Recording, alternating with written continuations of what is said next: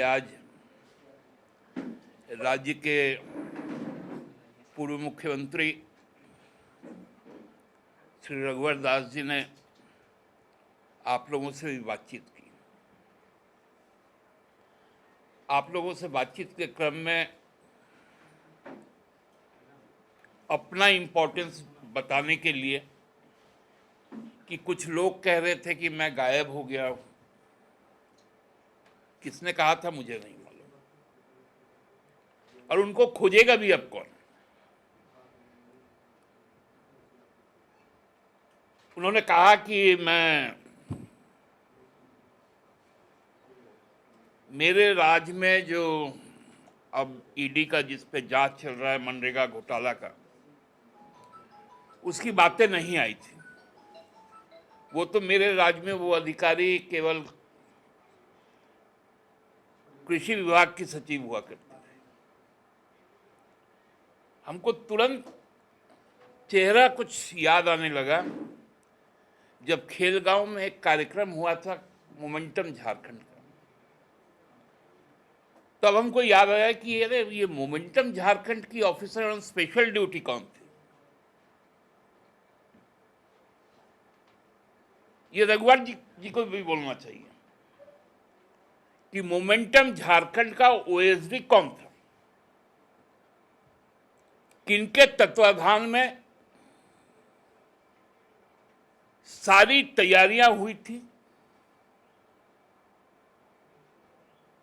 और उसमें एक बहुत व्यापक घोटाला जो हम लोगों ने पहले भी कहा विपक्ष में रहते हुए और अब भी कह रहे हैं, उसको अंजाम दिया गया। कृषि समिट के समय में भी था। 5 साल जब तक माननीय रघुवर जी मुख्यमंत्री रहे, फर्जी बातों के अलावा और कोई बात नहीं। आपको याद होगा कि साल में 5 बार 55 से लेकर 65 पन्ने का जमीन का दस्तावेज लेकर वो लहराते थे। आज भी बता रहे कुछ बात। अब छत्तीसगढ़ यह डिसाइड कर रहा है कि राज्य का जनजाति कौन है और कौन नहीं। ऐसा राजनीतिक तौर पे बेशर्म आदमी हमको लगता है भारतीय जनता पार्टी के पूरे लॉट में कोई नहीं होगा।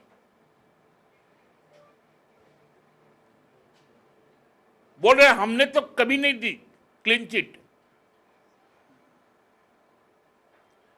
हमारे अधिकारी दिए होंगे। तो आपके अधिकारी किनके कहने पर दिए ये तो बताइए।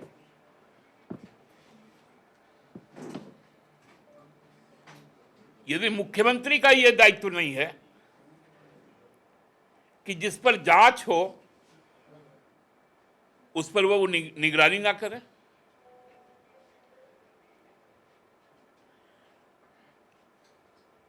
एक चीज और उन्होंने कहा कि ये हमारे समय का पैसा नहीं है,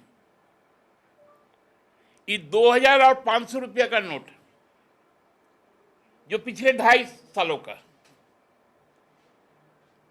रघुवर जी, नोट का सीरीज नंबर भी तो बता दीजिए।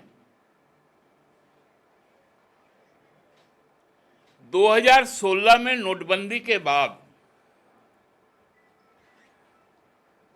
2017 में जांच रिपोर्ट में क्लीन चिट दी गई,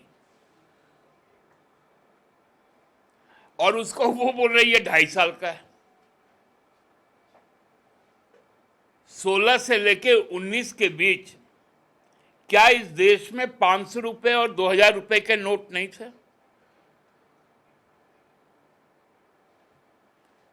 यदि आपको दिख गया 500 रुपया और 2000 रुपया, तो सार्वजनिक तौर पर बताइए नोटों की सीरीज संख्या क्या है। मतलब कुछ भी बकेंगे और जनता उसको बर्दाश्त कर लेगी।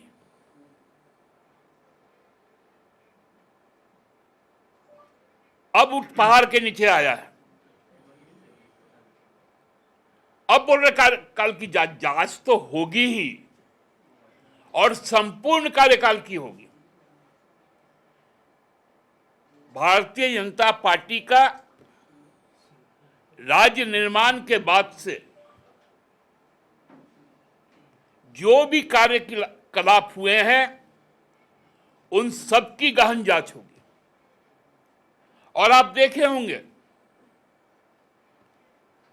कुछ जांचें हुई भी, उन जांचों के दायरे में कौन है?